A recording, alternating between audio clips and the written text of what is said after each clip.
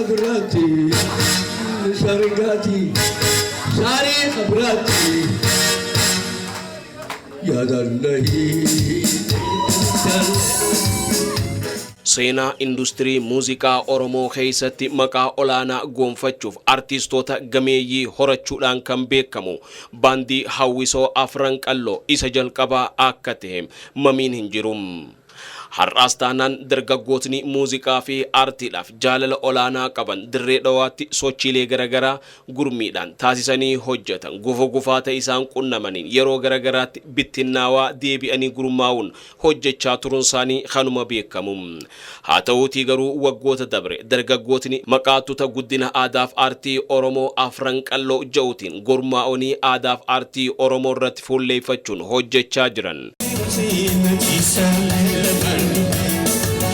waltajjii beekamtiif dadammaqina aartii magaalaa dirree dhawaatiif jecha qopheessan irratti keessummootni garagaraa hirmaachuudhaan qooda irra fudhataniiti jiran.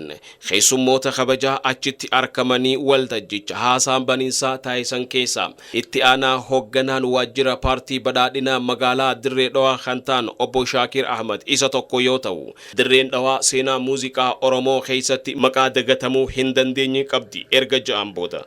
Kana itti fufsiisuudhaaf dhalootni arraantana dirqama irra jiru sirnaan hubatee hojjechuu akka qabu dhaaman. Aartiin roga afaan Oromootiin keessattuu bulchiinsa dirree dhawaa keessatti akka dagaaggochuuf halkanii guyyaa tattaaffii godhaati kan turan isaan. Kana yeroo jennu dirreen dhawaa bu'uura aartiiti. Kan akka Dr. Ali Birraa fi kan biraatis bal'inaan bulchiinsa dirree dhawaa keessaa kan bahan isaanis.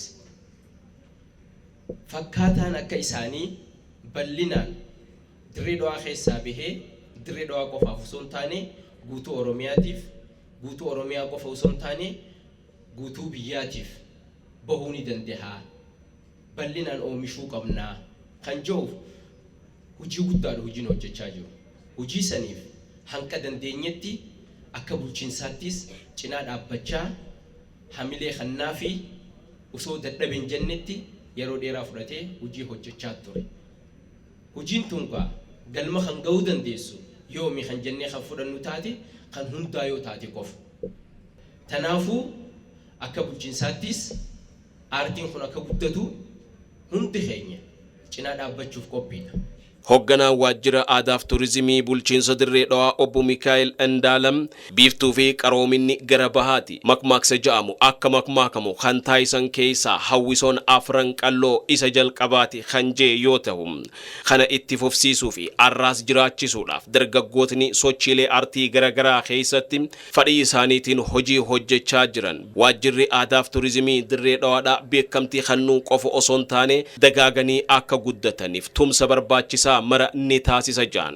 Namni jalqaba sirbi isaa reediyoodhaan dhaga'amee fi hundeessitoota Afran Qalloo keessaa tokko kan ta'e artistii gameeyyii Yoonis Abdullaahi dargaggootni arraantanaa carraa olaanaa qaban jechuudhaan dhaaman.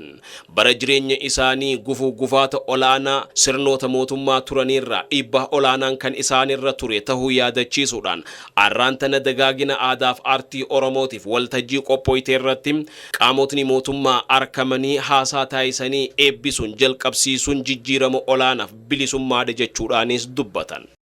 Arra nasiiba ijoollee Afran Qalloo qabdu bulchaan itti aanaan mootummaa guutuu dardara rabbi godheef. Isinii fideeti isinii sochadhaa isaanis isin gargaaran. Guddina afaan aadaa aartii fi seenaa Oromoo mul'isuudhaaf dargaggootni yeroo garagaraatti gurmaa'anii hojiilee hedduu hojjechaa jiran beekamtii dhabanii turan. Har'a garuu bifa kanaan qindaa'anii sagantaa olaanaa qopheeffachuun magaalaa dirree dhawaa madda artistotaa taateef dadammaqina olaanaa akka ta'e keessummootni qooda irraa fudhatan himaniiti jiran.